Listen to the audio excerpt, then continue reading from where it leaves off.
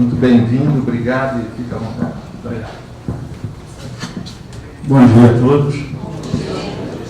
A gente vai conversar um pouquinho aqui nesse primeiro momento sobre o TIS, mais focado no envio de dados para a ANS, né? No que a gente chama de monitoramento, que é a consolidação dos avisos e dos pagamentos que vocês fazem aos prestadores de serviço e o posterior envio dessas informações para uma base nacional localizada na ANS. Tá? A gente procurou colocar nessa apresentação alguns itens que a gente tem considerado bem importantes nesse momento que a gente está do padrão TIS e do monitoramento, e em função do programa também de qualificação do IBSS, né, que é a primeira vez que o TIS está sendo usado, a base de dados do TIS está sendo utilizada para esses indicadores, né, em uma das dimensões. Então, isso provocou uma coisa boa na nossa avaliação, que é ver, a partir da real utilização pelo mercado, né, a utilização pelos beneficiários dos planos de saúde, a gente poder calcular indicadores sobre essa informação, e não sobre um consolidado, como era feito anteriormente, né, que as operadoras mandavam através do CIP, que é um outro sistema da ANS. Agora nós estamos olhando essa base de dados do TIS. Nós vamos passar rapidamente sobre o histórico é muito rápido mesmo, é um slide, né, alguns principais conceitos que a gente considerou fundamental sobre esse monitoramento, sobre esse envio de informações para a ANS. Né? Não quer dizer que as perguntas vocês precisem ficar restritos a isso que a gente vai colocar. Vocês podem fazer perguntas sobre qualquer assunto desse envio de dados para a ANS. Vamos focar também nessa correção de dados, que é uma dúvida muito recorrente das operadoras. Eu enviei uma informação errada, eu quero corrigir, mas eu estou tendo dificuldade para corrigir essa informação. Né? Isso é bem importante que tenha representações aqui do pessoal de TI, né, porque a gente vai falar um pouquinho, e vai passar, não vai ser uma coisa técnica sobre TI, mas é interessante que o pessoal de TI esteja aqui, ou assistindo remotamente, ou presente. Né? Vamos falar um pouquinho sobre esse arquivo de conferência, que é o segundo que a ANS disponibilizou.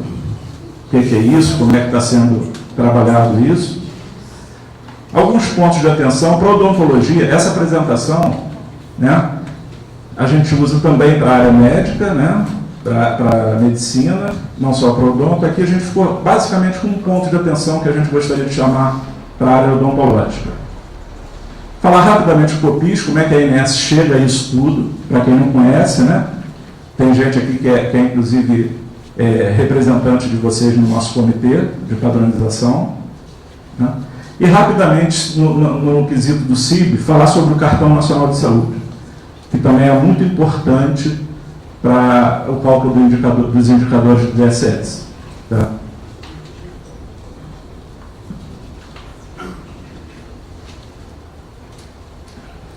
Então, nesse quesito de história, essa versão do TIS que culminou com o monitoramento, com esse envio de dados para a ANS, foi pensada a partir da versão 3 do padrão. Né? Em 2012, a gente publicou, em outubro de 2012, a versão 3 do padrão, né?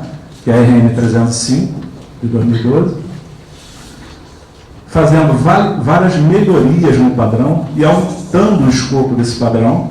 Né?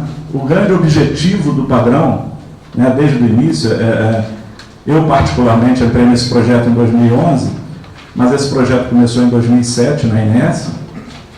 O grande objetivo do padrão é justamente um prestador se relacionar com todas as operadoras da mesma forma. Né? Antes do padrão, quer dizer, cada operadora tinha uma forma de se relacionar com o prestador. Na área médica, você tinha operadora A, B e C, que tinha formulários diferentes, tinha forma de se relacionar, de informações da sua casa, quer dizer, da sua operadora, codificação, várias coisas.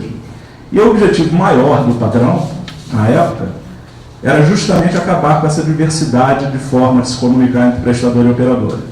Isso já vinha acontecendo desde 2007.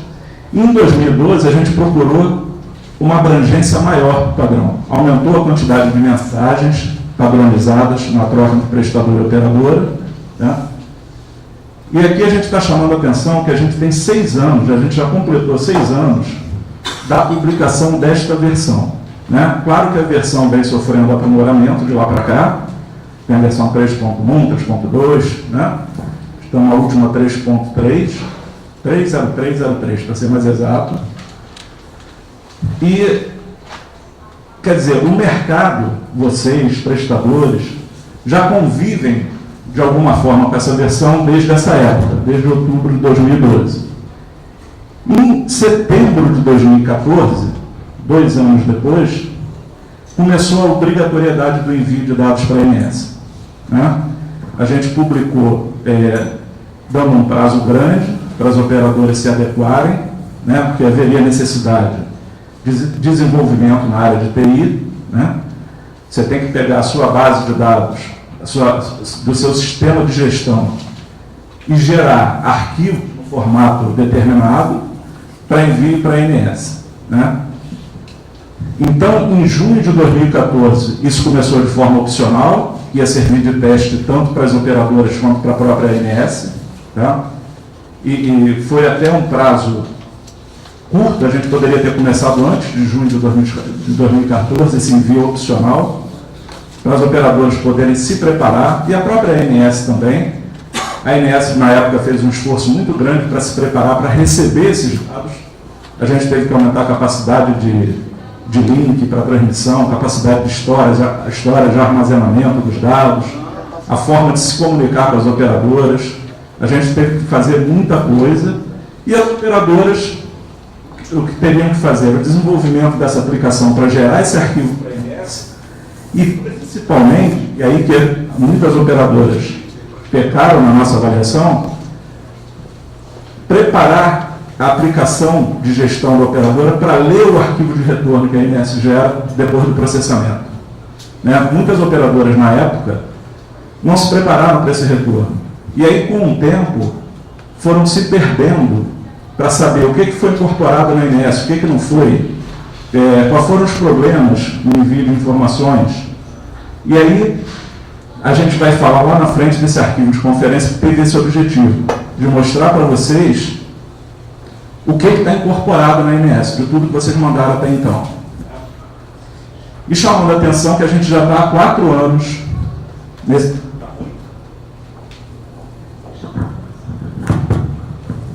E chamar a atenção para vocês que a gente já está há 4 anos com esse envio de dados para a ANS em produção. Né? Não é um tempo extremamente grande, não são 10, 20 anos, mas é um tempo que, na nossa avaliação, já deu para amadurecer o mercado, né, das operadoras no tratamento de ida e retorno dessas informações. Né? São 4 anos, são 48 meses, né, de informação indo e voltando para a ANS. Agora, é claro, quando a gente tem essa relação mais próxima com as operadoras, no meio dessas oficinas, desses workshops e tal, a gente ainda vê algumas dúvidas que a gente consideraria que não existia mais no mercado. Mas aí a gente, por isso que a gente traz esses conceitos agora, nessa fala que eu vou fazer, tá? Para ver se elucida algumas dúvidas que possivelmente vocês têm.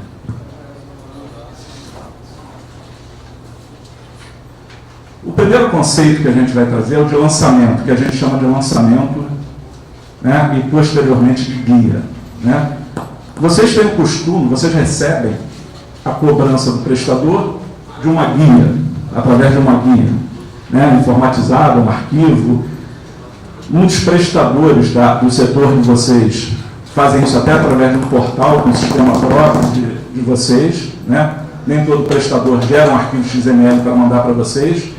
Muitas vezes ele digita no portal da própria operadora, né? E vocês já recebem aquela informação. Mas o prestador poderia também ter um sisteminha dele, de gestão da clínica, do consultório, e gerar um arquivo dentro daquele padrão, um arquivo XML, e enviar para vocês. Quando vocês recebem a cobrança ou aviso, né, aquele primeiro aviso do prestador, né, a gente chama de primeiro lançamento. o conceito de lançamento. Por que a gente chama de lançamento? Porque uma guia pode ter mais de um lançamento, né? Não é um para um necessariamente. Tá? O prestador, por exemplo, te manda uma cobrança em janeiro, você recebe aquela informação e você só processa no momento seguinte, ou pode pagar até no mês seguinte, né? Quando você faz o pagamento, aqui tem segundo e terceiro, vamos falar aqui do pagamento. Quando você faz o pagamento, você fez outra transação naquela guia, você fez outro processamento naquela informação. O primeiro foi você receber. Você registrou, ok, esse prestador é meu, eu reconheço, esse beneficiário é meu, eu recebi, joguei no meu banco de dados, mas eu vou analisar para ver se pago, se não pago, se eu gozo alguma coisa, se eu não gozo. E depois você faz o pagamento. Supondo, só para a gente fazer um exercício aqui, que esse primeiro lançamento, que a gente chama de aviso, foi no final de janeiro, por exemplo, lá para o dia 25 de janeiro. Você tem, pela resolução da INSS, pelas regras do padrão TIS, do envio de dados, até o dia 25 do segundo mês subsequente ao mês que você recebeu o aviso. Então, aqui exemplificando, você recebeu esse aviso em janeiro, você tem até 25 de março para mandar essa informação para a INSS, dentro da competência de janeiro. Você vai gerar um arquivo de competência janeiro, de mês, ano, janeiro, né? Aquele ano, de 2019, por exemplo, e você tem até 25 de março para enviar essas informações para a INSS. Então, tudo que acontecer no operador em janeiro, seja cobrança, que é o aviso, seja pagamento, seja glosa, tudo que acontece em janeiro, você consolida um arquivo para envio para a INSS até 25 de março. Não é interessante, já vou abrir um parênteses aqui, deixar esse envio para o dia 25 de março. Né? Por vários motivos. Os principais são os seguintes. Se todo mundo ficar deixando para o último dia, você pode ter problema para transmitir, sabe, do volume de operadoras e de arquivos sendo transmitidos. Aí você pode só conseguir transmitir no dia 26, por exemplo. Você já está transmitindo após o prazo. Você já não cumpriu o prazo de envio. Um outro problema é o seguinte, você manda dia 25, não precisa nem ser dia 25, dia 23, dia 24, e você recebe um retorno com algumas críticas, alguns erros. Você pode não ter tempo hábil para corrigir aquilo dentro do prazo. E aí você manda de novo as correções, vai mandar após o prazo. Então o interessante é que não se deixe para os últimos dias o envio dessas informações. Aí aqui, quando você manda em janeiro, no arquivo de janeiro o aviso, e você fez alguma glosa em fevereiro e fez algum pagamento também, você manda mais duas informações para a INSS. Essas duas aqui já aconteceram em fevereiro, tá? Então essas informações só vão no lote de fevereiro, na competência de fevereiro, que pode ser enviada até 25 de abril, né? Julio, Oi. só um pouquinho. Pessoal, eu queria que vocês observassem essa interferência que está com, provavelmente é de algum aparelho celular ou alguma coisa que aí.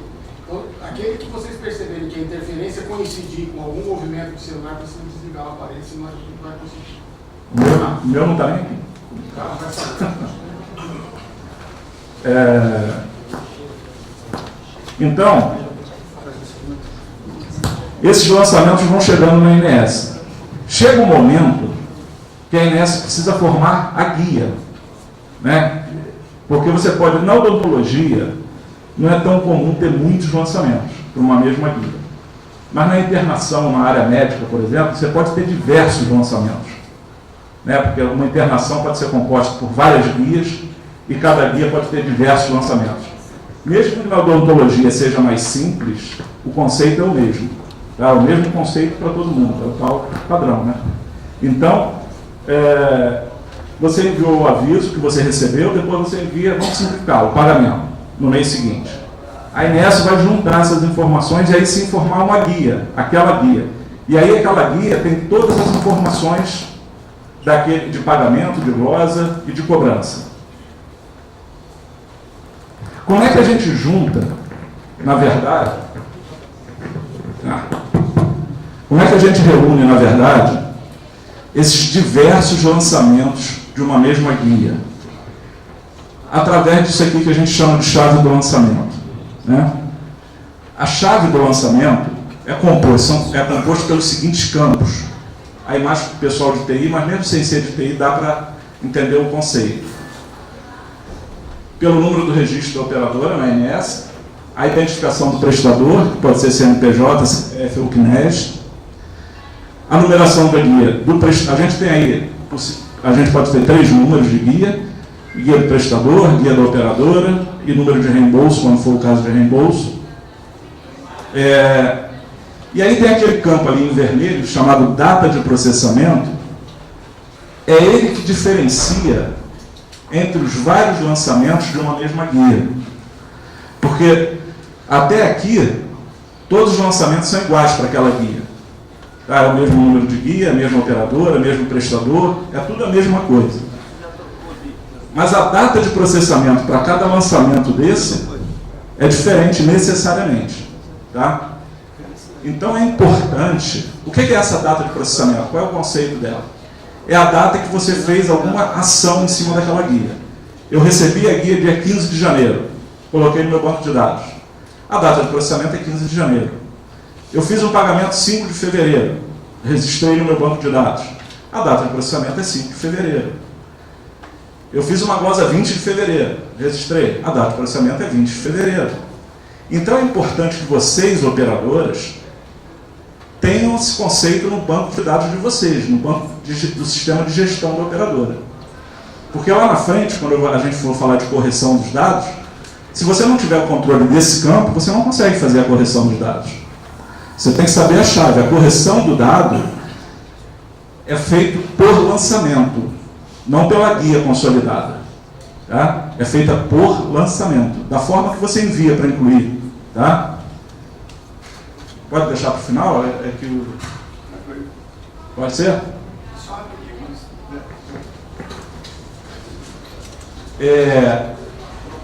Então, é importante que essa data de processamento seja de controle de vocês no sistema. Né? Senão vocês não conseguem fazer uma alteração no registro, fazer uma exclusão de um lançamento. Tá? E aí, no caso de vocês, aqui a gente está mostrando as guias que são formadas. No caso de vocês, é a GTO, né? A guia de tratamento odontológico. Ok? A gente tem 5 tipos de guia, que é a consulta, SPCADP, internação, GTO e guia de honorário profissional. Né? No caso de vocês, é a GTO. Então, esse conceito, no caso da odontologia, volto a dizer, é mais simples.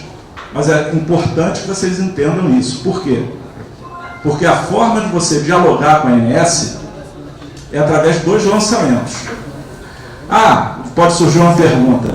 Eu posso ter uma guia que só tem um lançamento? Pode. Se você recebeu uma cobrança em janeiro e fez um pagamento em janeiro, daquela guia, você recebeu dia 1º, dia 2, dia 3, e antes do final do mês você fez o pagamento daquele prestador. Você pode mandar um único lançamento para a ANS, né? Dizendo os valores cobrados, a data de realização daquele atendimento, daquele evento, e a data do pagamento e o valor pago. Você, num único lançamento, é muito comum nas GTO ter isso, e nas guias de consulta também, ter guias com um único lançamento. Mas quando o pagamento ocorre num mês diferente da cobrança, não tem como você fazer isso. Se você fizer isso, você vai cair num outro problema que a gente vai falar mais tarde. Né? Se você recebeu a cobrança em dezembro de 2018, pagou em janeiro de 2019 e manda tudo como se fosse janeiro de 2019, a gente cai num outro problema, que a gente vai comentar mais tarde. Tá?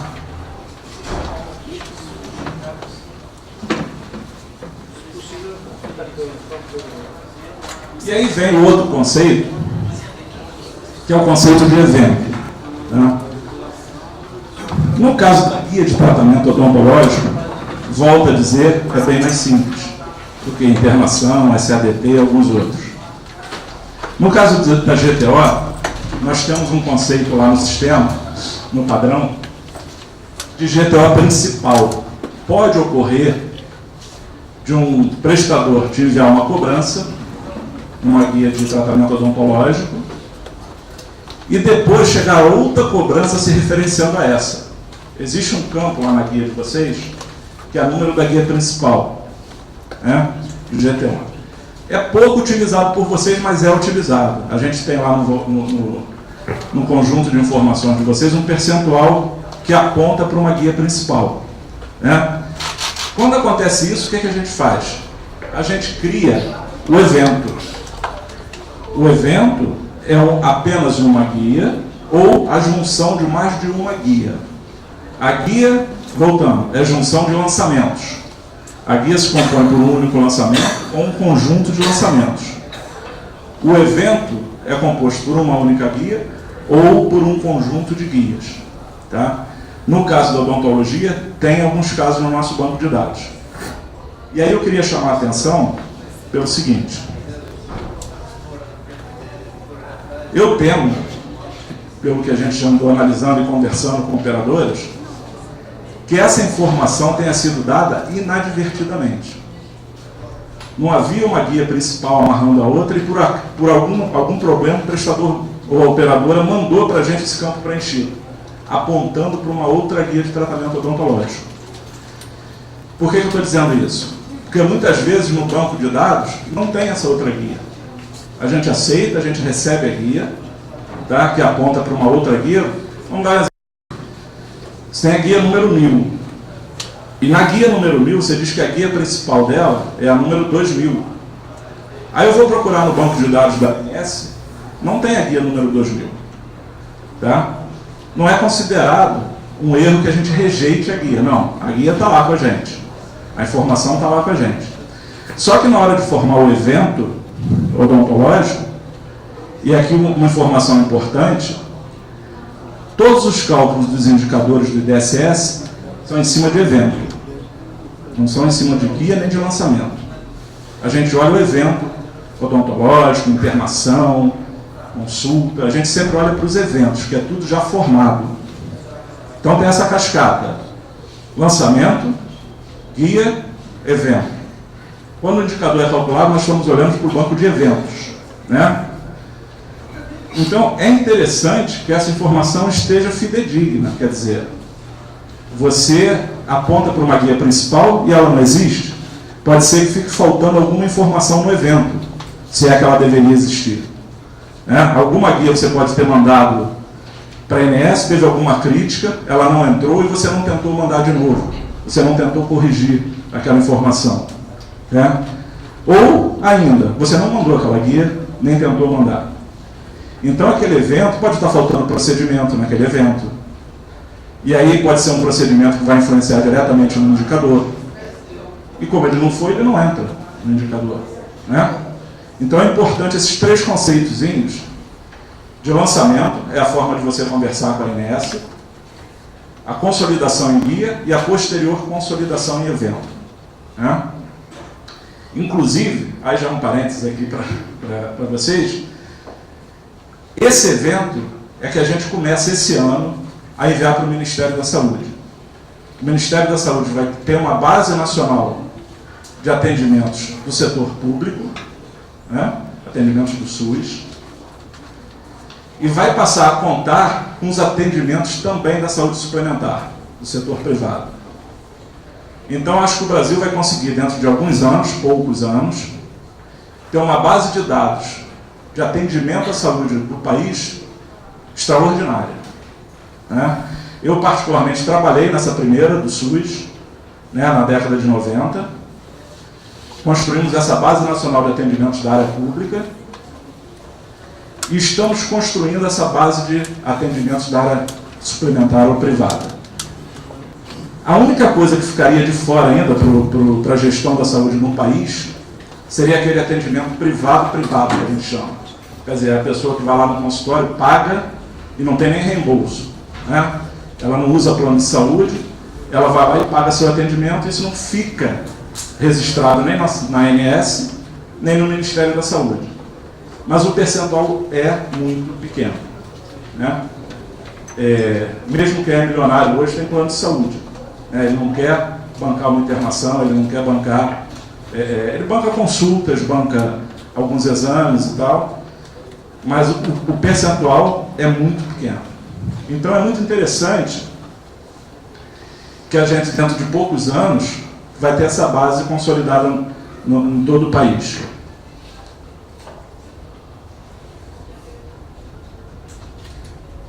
Aqui foi o que eu falei.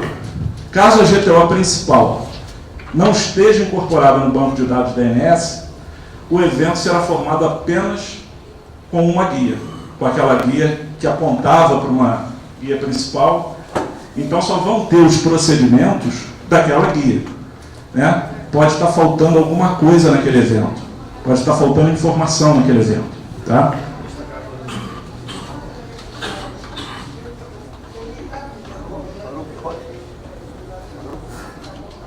Aqui um conceito bem importante também, e que gerou muita dúvida, né, no decorrer desses últimos 2 anos.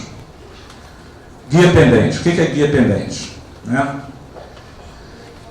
Você envia uma guia para a ANS. Aquele primeiro lançamento, lembra que eu falei dos lançamentos? Você envia aquele primeiro lançamento, você recebeu um aviso, enviou aquele primeiro lançamento, que é a cobrança do teu prestador. Essa guia, por algum erro, não foi incorporada no banco de dados da ANS.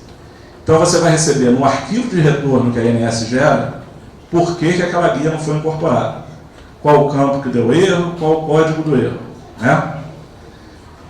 E aí a ANS vê o seguinte, essa guia que foi incorporada, já existia no banco que não foi incorporada, desculpe, já existia no banco de dados da ANS, ou foi o primeiro lançamento que ele está mandando? Aí o nosso sistema procura no banco de dados e não acha aquela guia que veio naquele lançamento. Aí então ela é considerada uma guia pendente, que é uma guia que você enviou através de um primeiro lançamento que não existe ainda no banco de dados da ANS. Se aquele lançamento for o segundo, você enviou o primeiro lançamento, entrou aquela guia, posteriormente você envia um segundo lançamento que seria um pagamento, por exemplo. E aquele pagamento, aquele registro de pagamento teve alguma inconsistência e não foi incorporado. Teve um erro, vai retornar no arquivo de erro para vocês, mas o sistema não vai considerar aquela guia uma guia pendente, porque já existe aquela guia incorporada no banco de dados. Tá? Então não é considerada guia pendente. O que está escrito aqui, eu tentei falar sem ler, porque é o primeiro lançamento de uma guia enviada à ANS que não foi incorporado por algum erro detectado na recepção. Caso já exista algum outro lançamento incorporado na base de dados dessa mesma guia, esse lançamento com erro não será adicionado à relação de guias pendentes. Tá? E a gente chama atenção para esse terceiro item que está aqui no slide. Havendo uma quantidade significativa de guias pendentes na operadora, será diretamente afetada a relação TIS de OPS, aquela comparação que a gente faz com a despesa assistencial informada no TIS e informada no DIOPS. Né? Aqui vocês têm uma característica de que as operadoras só mandam no DIOPS no final, só precisam mandar no final do período, do ano, né? Não envia trimestralmente algumas operadoras. Oi? Depende do porte. Até 20 mil, você só precisa mandar anual. Então vocês não conseguem fazer uma comparação trimestralmente, só conseguem ver lá no final. Aquela que manda trimestralmente já consegue fazer esse acompanhamento. A gente tem um relatório que fica no site da ANS, que mostra para vocês justamente essa comparação TIS de OPS. Tá? Mas como vocês só fazem anual, né, vocês têm que comparar com o valor do TIS. Vocês sabem o valor do TIS que está lá e sabem o que vocês vão mandar de contabilidade, da parte da despesa assistencial. Né? Quem manda trimestralmente acompanha mais de perto pelo site da ANS. Tá? Então, só graficamente mostrando, a guia pendente é isso. Deu um erro no primeiro lançamento, esse primeiro lançamento vai lá para um arquivo, para uma tabela do banco de dados da ANS chamada guias pendentes. Quer dizer, aquela guia você enviou para a ANS, o primeiro lançamento deu um erro, é guardado numa tabela que a gente chama de guias pendentes. Tá? Quando é que essa guia sai dessa tabela? Quando é que eu digo assim, tira essa guia pendente de lá? Quando você manda novamente este lançamento, tá? E esse lançamento não tem nenhum erro e é incorporado no banco de dados, automaticamente o sistema tira de lá. Não tem como você pedir para a ANS para tirar uma guia da relação de guias pendentes pelo sistema. A única forma de você tirar uma guia de lá é fazendo o envio correto da informação e essa informação passando. Automaticamente o nosso sistema tira daquela tabela. Ele nem tira fisicamente, ele marca só que você corrigiu, que ela não é considerada mais uma guia pendente. Quando que acontece isso aqui e ela não vai para aquela relação lá? É uma exceção.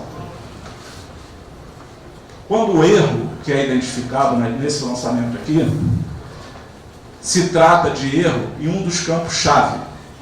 Você lembra lá atrás que eu falei dos campos-chave? É registro da ANS, da operadora, CNPJ do prestador, por exemplo, os números da guia e a data de processamento. Se você manda um CNPJ errado, por exemplo, inválido, né, o sistema rejeita, aquele CNPJ não existe. Só que quando você vai corrigir, você logicamente vai mandar o CNPJ correto. Mas aí você mudou a chave. Estão entendendo o conceito? Quer dizer, no primeiro lançamento, que deu erro, o CNPJ era 1001 e estava inválido, a ANS rejeitou. Aí você vê, pô, o CNPJ era 1002, não era 1001. Aí você manda de novo 1002, ele é corrigido e entra na base de dados. Se a gente colocasse em guia pendente esse primeiro lançamento que veio com o CNPJ inválido, você não ia tirar nunca de lá. Porque você ia mandar de novo aquele lançamento com o CNPJ errado, ia dar erro de novo e ia ficar nesse loop. Nunca ia sair de lá dessa tabela, tá? Então essa é a exceção que uma guia, que um lançamento que dá algum erro não vai para guia pendente. Quando ele é o primeiro, mas mesmo assim o erro dele foi num dos campos-chave. Então é enviado para lá. E repare, se você não corrigir isso, fatalmente vai dar diferença no DIOPS. Porque você deixou de incorporar guias que você deveria ter incorporado. Você mandou, deu o erro, e elas continuam lá independentes. Sinal que está faltando alguma despesa assistencial aqui no TIS. Não está completo aqui. Tá? Tem um outro caso, que eu já vou adiantar para vocês, não tem a ver diretamente com o IDSS, mas é bom a gente aproveitar a oportunidade, né, e dar logo um alerta, que é o seguinte. Você incorpora, está tudo ok, você tinha 1 milhão de guias no ano, você incorporou 1 milhão de guias na ANS. O valor comparado com o DIOPS é o valor informado, ou aquele valor cobrado, o valor do aviso, né, que o campo lá no padrão TIS a gente chama de valor informado. É esse valor informado que a gente compara com a despesa assistencial nas contas do DIOPS. Só que você pode estar bonitinho, batendo 0 a 0 com o DIOPS, né? A quantidade de guias foi toda incorporada, mas você não mandou mais informações daquelas guias. Você não mandou pagamentos, você não mandou glosas que você tenha feito, e é o que a gente está chamando de guias financeiramente em aberto. Não tem nenhuma... a gente disponibilizou o relatório há pouco tempo para vocês terem acesso, né? Você informa por competência, tem umas regrinhas, para você ver assim. Claro que você não vai ver do mês anterior. Nós estamos em janeiro, deixa eu ver as guias em aberto em dezembro. Se você não fechou a maioria ainda, vai dar todas as guias. Mas é interessante, por exemplo, eu quero ver as guias de 6 meses atrás, se tem alguma que está em aberto na ANS, porque eu tenho certeza que essas guias todas, ou quase todas, ou eu paguei ou eu glosei. Então o valor cobrado, que é o valor informado, tem que ser igual, a gente fala que deve ser menor ou igual, a soma do valor pago mais o valor da glosa. Tá? Se ele é maior, se esse valor cobrado é maior, está faltando alguma informação financeira daquela guia. Tá? De novo, não tem a ver com IDSS, tá? Mas eu já estou aproveitando a oportunidade que a gente está conversando aqui para dar esse alerta para vocês, tá? Sobre o fechamento financeiro das guias.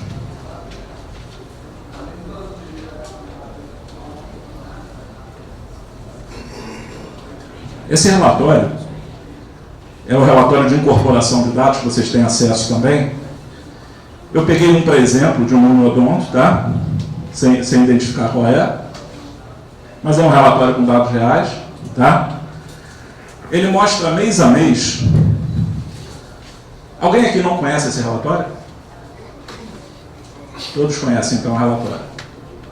Ele mostra mês a mês a quantidade de lançamentos que você incluiu no prazo, né? Aquele conceito de lançamento, não é guia não, lançamento. Ele mostra a quantidade de lançamentos que você incluiu após o prazo, aquele dia 25 do segundo mês, né? Ele mostra a quantidade de lançamentos de inclusão não incorporados, tá? Ou seja, lançamentos que você mandou e que teve alguma rejeição. Tá? Que quantidade foi essa? E ele mostra nessa coluna aqui, que a gente botou até o bonequinho aqui com a lupa, guias pendentes de inclusão. Um detalhe que eu não falei é o seguinte: só é considerado guia pendente aquele lançamento de inclusão. Se você tenta fazer uma alteração e essa alteração tem um erro, ele não vai para guia pendente. Se você tenta fazer uma exclusão de um lançamento e ele tem um erro e não é incorporado, ele não vai para a relação de guias pendentes. Só vai para a relação de guias pendentes os lançamentos de inclusão, da tentativa de inclusão de informações na ANS, não de alteração ou de exclusão, ok? Então aqui ele mostra guias pendentes de inclusão. Então vamos pegar essa operadora aqui. Por exemplo, ela tem inicialmente uma média de 10 mil lançamentos mês, né, incluídos. Tá? Não importa se é no prazo ou após o prazo. Nesse caso aqui, todos estão após o prazo. Ela, no ano de 2017, que eu peguei como exemplo, incorporou sempre após o prazo. Tá? Desses 12 mil aqui de janeiro, 12.116, tiveram 11 lançamentos não incorporados. Tá? Então, 11 desses 12.116 tiveram erro. Retornou naquele arquivo de erro. E ficaram 11 guias pendentes. Então, todos esses 11 lançamentos que não entraram eram de guias que não estavam ainda no banco de dados da ANS. Vocês podem reparar que tem meses que não acontece assim. Por exemplo, aqui, ela teve 10.761 lançamentos incorporados, 1.020 não foram incorporados ou tiveram erros, guia pendente 1. Por quê? Desses 1.020 lançamentos, 1.019 eram de guias que já estavam no nosso banco de dados. Provavelmente a operadora tentou fazer alguma nova inclusão de um pagamento, alguma coisa assim, ou uma alteração, ou uma exclusão, e não conseguiu. Então, daqueles 1.020, só uma que não existia ainda na nossa base de dados. Então, só uma que vai para a coluna de guias pendentes. Repare uma coisa interessante, que também era motivo de dúvida ainda das operadoras. Essa coluna de guias pendentes você pode zerar. À medida que você vai incorporando os erros, vai corrigindo os erros, você pode zerar, e teu objetivo deve ser esse. Deve ser zerar essa coluna de guias pendentes. Tá? A coluna lançamentos não incorporados só estabiliza ou aumenta. Você não zera, nem diminui. Tá? Por quê? Porque a gente quer informar, e a gente, a ANS, quer saber a quantidade de tentativas que você fez para incorporar aquilo que você conseguiu incorporar. Então, se você ficar mandando 10 mil guias, 9 mil não entra. Aí você manda 9 mil, 8 mil não entra. Você manda 8 mil, 7 mil não entra. Esse número de lançamentos não incorporados só é somado. Vai lá 9 mil, mais 8 mil, mais 7 mil, vai crescendo. Ele não diminui. Aí os operadores raciocinam assim, perguntam por causa desse raciocínio. Poxa, mas eu consegui incorporar tudo. Eu já corrigi tudo e eu continuo lá com não sei quantos mil lançamentos não incorporados. É por isso que eu estou falando. Porque essa coluna, ela só é somada. Né? Você mandou um lançamento e não incorporou, ela vai ficar com um. Aí você manda mais um, que pode ser o mesmo. Não incorpora de novo, ela fica com 2. Aí você manda mais um e incorpora. É aquela guia que você conseguiu incorporar. Esses 2 não incorporados continuam lá. Guias pendentes não. Guias pendentes você zera. À medida que você vai corrigindo e vai incluindo, ele vai zerar. Tá? E as colunas seguintes são algumas razões de incorporação. Então, eu acho importante, assim, se isso aqui, se esse aspecto de guia pendente ficar bem claro nessa nossa conversa, eu fico satisfeito. Entendeu? A gente pode fazer outras perguntas, vai bater papo sobre outros assuntos, mas se ficou bem claro para vocês essa questão de guias pendentes, por que é, por que não é, quando é que conta, quando é que não conta, eu acho que é um dos conceitos que gera mais dúvida entre os operadores. Tá?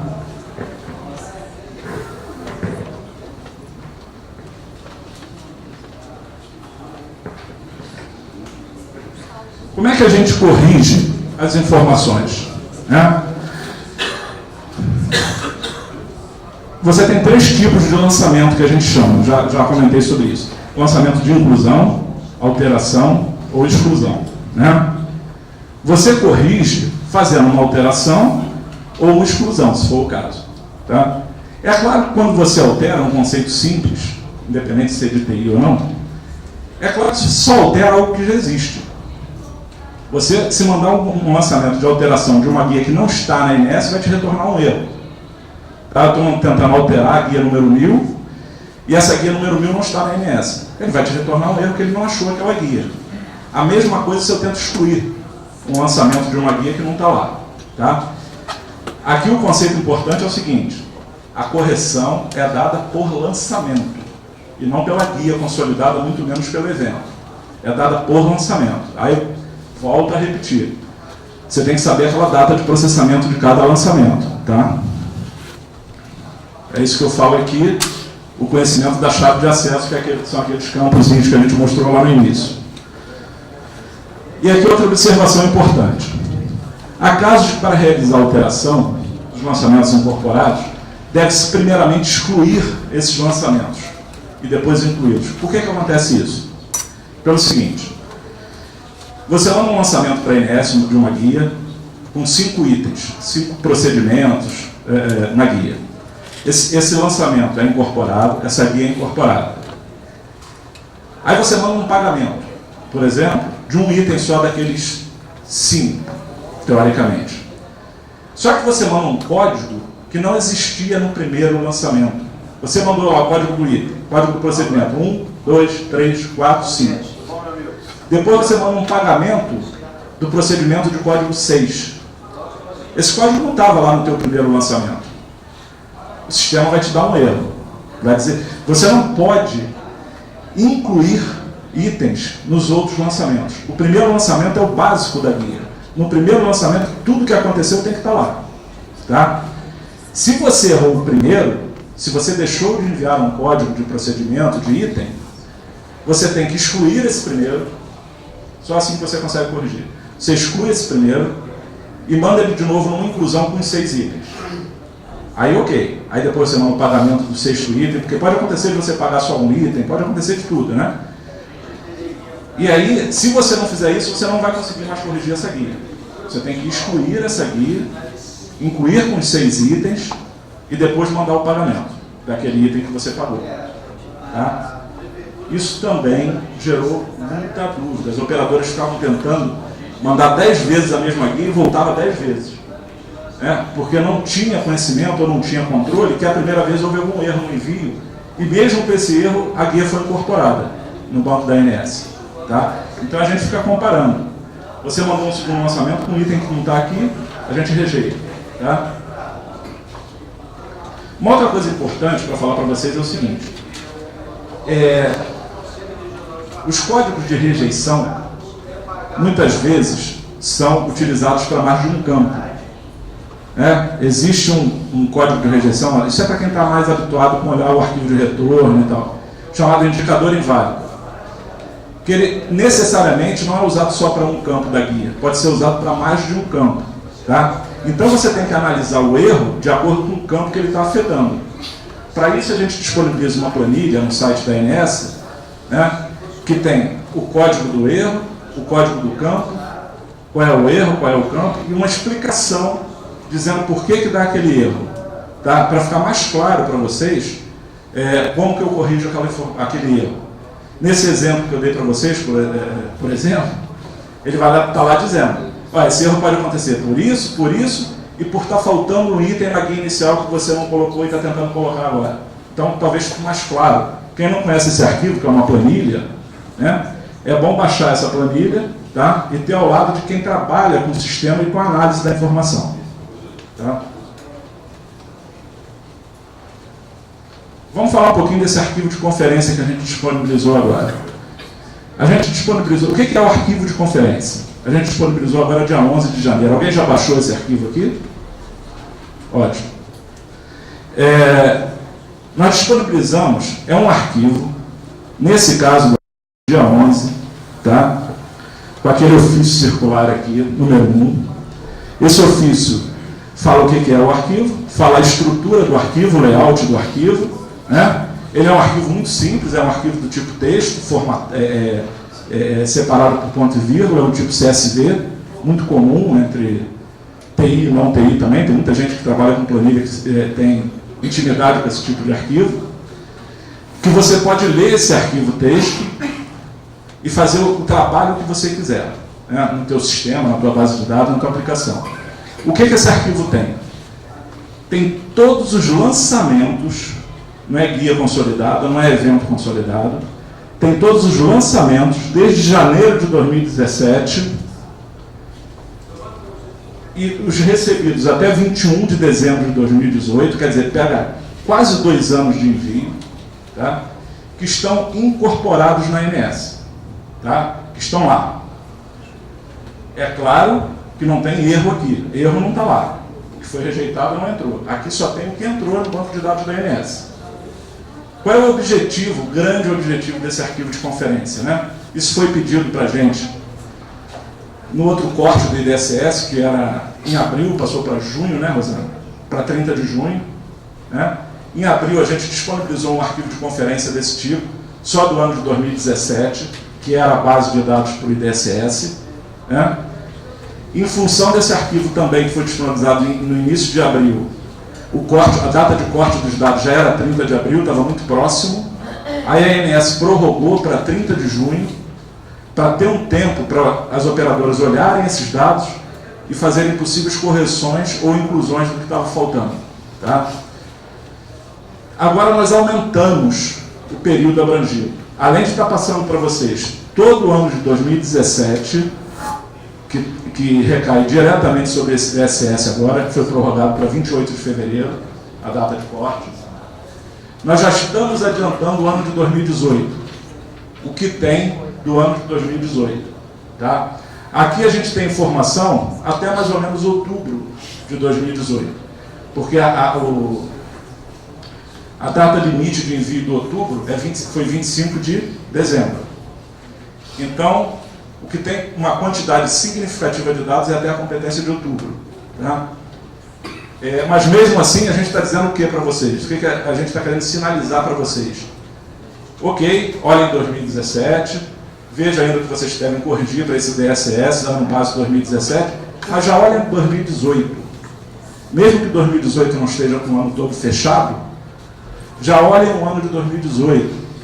Já pode ser que você precise tomar algumas providências sobre essa base de dados de 2018, tá? Mesmo que ela esteja só até outubro. E para não tumultuar em termos de cronograma de data no mercado, nós prorrogamos para março, para 25 de março, a entrega da competência novembro e dezembro de 2018 do TIS. Então, o envio de dados do TIS da competência novembro, que seria 25 de janeiro, e da competência dezembro, que seria 25 de fevereiro, as duas foram prorrogadas até 25 de março. Tá? É uma forma de vocês poderem dar uma prioridade, se concentrar nessa data de 28 de fevereiro, do corte do IDSS, para completar e corrigir os dados de 2017. Tá? Mas não deixem de olhar 2018, que já está muito próximo também, a avaliação dos indicadores para 2018. Tá? Estamos acabando já. A questão de pontos de atenção, eu trouxe para cá, pelo público, só da ontologia, esse problema que a gente identificou. Tá? O que está escrito aqui? O código do procedimento deve estar vinculado à tabela procedimentos e eventos em saúde, a TUS 22. né? Tem todos os códigos de procedimentos de odontologia, de medicina, etc. E temos a tabela 00. O que é a tabela 00? É a tabela conhecida como procedimentos códigos próprios das operadoras. O que é código próprio? É um código que a operadora passa a praticar no mercado, a pagar para os seus prestadores, de um procedimento ou de um item assistencial que, porventura, não existe ainda na TUS. Tá? Qual é o procedimento adotado para esses casos? A operadora, para não parar o fluxo de negócio dela, o atendimento ao beneficiário, etc., ela verificou que a TUS não tem aquele código, combina um código com seus prestadores, um código entre ela e o prestador, que a ANS não conhece, e fala assim: prestador, para esse procedimento vocês vão me cobrar nesse código aqui. E a tabela de referência, em vez de ser a 22, que é a tabela oficial, é a tabela 00. Então, quando a ANS recebe uma guia de vocês, em que a tabela de referência é 00, a ANS já sabe que é um código que foi acertado entre prestador e operadora, mas que a ANS não sabe o que é. Tá? Aí o que está acontecendo, que a gente viu acontecer nessa base de 2017 para o IDSS? A operadora botando o código 00, tabela 00, e um código da TUS. Então, você tem um código lá de profilaxia, de alguma coisa da área de vocês, existente na TUS, por algum erro, em vez de colocar a tabela 22, colocou tabela 00. Olha o que isso vai refletir no indicador, para ser bem específico sobre o indicador, né? Aqueles procedimentos a ANS não considera, porque a ANS não conhece procedimentos da tabela 00, só conhece procedimentos da tabela 22, ou 19, ou 18, né? Tem várias tabelas da TUS. A tabela 00 a gente não contabiliza para nada. O que a gente contabiliza da tabela 00 é o seguinte: tem uma operadora aqui que está botando uma quantidade muito grande de tabela 00, um percentual estranho. Deixa eu chamar essa operadora aqui. Vem cá. Que códigos são esses aqui que não tem na TUS? Porque procedimento, principalmente, é muito difícil não estar na TUS, né? Mas pode ser que surja. E aí a operadora vai se explicar, né? E vai dizer: não, isso daqui é um procedimento recente no mercado, uma inovação, etc., etc., que a gente já está pagando e não encontramos na TUS. Qual é o procedimento que a gente recomenda e que a gente coloca no padrão? Você colocou a tabela 00, comunica a ANS. Fala assim: olha, estou praticando um procedimento disso, textualmente, né? Você vai botar a descrição do procedimento, não o código, no mercado. Então, solicita a inclusão na TUS desse item, desse procedimento. A ANS analisa, usa a entidade de referência, no caso de vocês o CFO, né? Para verificar se realmente aquele procedimento não existe na TUS, porque pode ter aquele procedimento com a descrição um pouco diferente. E aí você não considerou e decidiu solicitar para criar um código para aquilo. Então a resposta para você pode ser assim: não, isso aqui que você está querendo é o código tal da TUS, passa a usar o código tal da TUS. Né? Ou, realmente esse código não tem na TUS, vamos incluir esse código na TUS, vai ser o código tal. Tá? Das duas formas, nas duas respostas, a tendência é esse código não aparecer mais como código próprio. Ou ele foi criado na TUS, ou nós mostramos para vocês que esse código já existia na TUS. Então não é comum uma incidência de um percentual acima de 3% de código próprio. Já é muito. Tá? Mas até 3% a gente não vai chamar, ou não está chamando a operadora para falar sobre isso. Agora, tem operadora com 10%, 15%, 20%. Tem alguma coisa errada. Você não pode ter 20% dos códigos da atenção à saúde do beneficiário que não existe na TUS. Tem alguma coisa errada. E aí a gente viu que as operadoras, é muito interessante essa utilização da base do TIS para o IDSS, que deu uma mexida geral no mercado das operadoras. Porque quando por enquanto você estava mandando os dados. Você estava mandando os dados, tinha erro, você corrigia, às vezes não corrigia, mas efetivamente você não tinha um retorno sobre a utilização daquele dado. O primeiro que você está tendo, que vai afetar a operadora, é o IDSS. Então as operadoras estão se preocupando fortemente em corrigir aquelas informações, em complementar, etc., etc., por causa dessa primeira utilização que volta para a operadora, porque isso está voltando para a operadora. né? E esse caso aqui é um deles, da operadora usar um código da TUS e por erro, aí não foi nem, não teve maldade nenhuma, não teve nada, alguém errou na hora de gerar o arquivo para a ANS, né? É mais fácil a gente botar a culpa na TI, que é sempre a culpada mesmo, a TI está sempre errada. Eu sou de TI, tá? E errou, botou lá um código, às vezes fixo no programa, né? Que a gente chama de hardcoded, está lá fixo no arquivo que gera, bota lá 00, vai ficar tudo 00. A gente teve caso disso para CBO, na área de medicina, de especialidade, e a operadora reconheceu, realmente eu errei, eu botei fixo aqui, o programador, o analista, cometeu um equívoco na hora de gerar o arquivo para enviar para a ANS. E é bom que vocês olhem isso, tá? Porque às vezes vocês podem estar botando o código da TUS correto, né? Tem os códigos que a Rosana vai falar aí dos indicadores, que contam com os indicadores, mas está na tabela 00. Para a ANS é como se não existisse, ok? Aqui uma rápida fala sobre copis. Alguém não conhece ou nunca ouviu falar de copis? Todos conhecem, ótimo. Então, é só para reforçar que tudo que a gente libera do padrão, todo aprimoramento, toda inovação, toda modificação, né? Nem toda modificação agrada a todo mundo, né? A gente não consegue agradar a todos, mas todas essas alterações e melhorias no padrão são fruto de uma discussão nesse fórum aqui. A ANS não tira determinada regra da cabeça e coloca no mercado, né? Esse fórum que se reúne mensalmente, à exceção de janeiro, mensalmente a gente discute com representantes de operadoras, Ministério da Saúde, representação de beneficiários, defesa do consumidor, etc., representantes dos prestadores de serviço. Essas representações podem levar convidados, tá? E esse comitê é um comitê consultivo, ele não é deliberativo, tá? Mas dificilmente a gente chega a publicar alguma coisa se a gente não tiver um consenso nesse grupo. É sempre buscado esse consenso, né? Às vezes sai muita briga verbal, né? Sai muita discussão e tal, mas a gente tenta chegar a um ponto de consenso para publicar alguma alteração, alguma melhoria.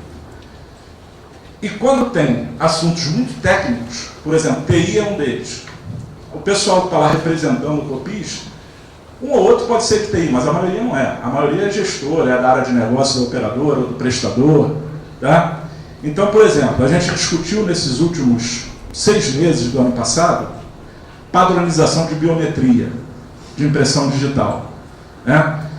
Eu não sei se a odontologia já tem algum trabalho, alguma operadora tem algum trabalho nesse sentido, mas já tinha no mercado, a Unimed usa muito biometria para identificar o beneficiário, né, no prestador, e já tinha outras operadoras iniciando esse trabalho, né? Aí foi levado ao COPIS esse assunto. Por quê? Foi levado por um representante da SBPC, da área de laboratórios e tal, falando assim, poxa, eu já tenho uma frente de atendimento, que eu tenho 5, 6, 10 atendentes dentro do mesmo laboratório. E eu tenho leitor biométrico nos computadores para atender aqueles clientes da Unimed, que eu tenho convênio com a Unimed e tal, para fazer a biometria digital. Aí já tem uma outra operadora começando a implementar isso, só que o leitor é incompatível com o que eu tenho lá. Usa um outro driver, tá aí para quem é de TI, eu não consigo instalar no mesmo computador, aí eu vou ter que ter um computador ou dois só para atender aquela operadora. Vai ser um inferno, porque você vai ter equipamentos exclusivos, você pode ter uma fila enorme aqui para esse equipamento, ou ter uma fila enorme para o resto e aqui está vazio, né? Então ele levantou esse problema no COPIS. A gente começou a discutir e a gente chegou à conclusão que o COPIS coordenador não tinha condições de decidir sozinho. Então, esses representantes indicaram técnicos da área. Então, um dos grupos técnicos, por exemplo, é esse que a gente chama de comunicação e segurança de dados. Tem outros grupos técnicos, tem de terminologia, tem grupo técnico só para o OPME, que é um problema grande da padronização do setor, né? Por falar nisso, vai sair uma versão agora, tornando obrigatória a tabela de OPME, né? OPM Materiais Especiais, que até então é de uso facultativo. E vou aproveitar para falar uma novidade para vocês também, que é a seguinte. Essa próxima versão, que vai ser publicada em fevereiro, tá, vai trazer a separação das versões do padrão. Hoje você tem uma versão que eu falei lá no início, que é a 30303, que serve para o mercado todo e serve para o envio para a ANS também. Tá? E aí a gente tem um problema. Às vezes a gente faz alguma modificação na troca entre prestador e operadora e muda a versão de todo mundo, inclusive do envio para a ANS, sem necessidade muitas vezes. E vice-versa. Às vezes a gente faz uma modificação no envio de dados para a ANS e tem que soltar uma versão nova e não mexeu nada com o mercado prestador-operadora, só de operadora para a ANS.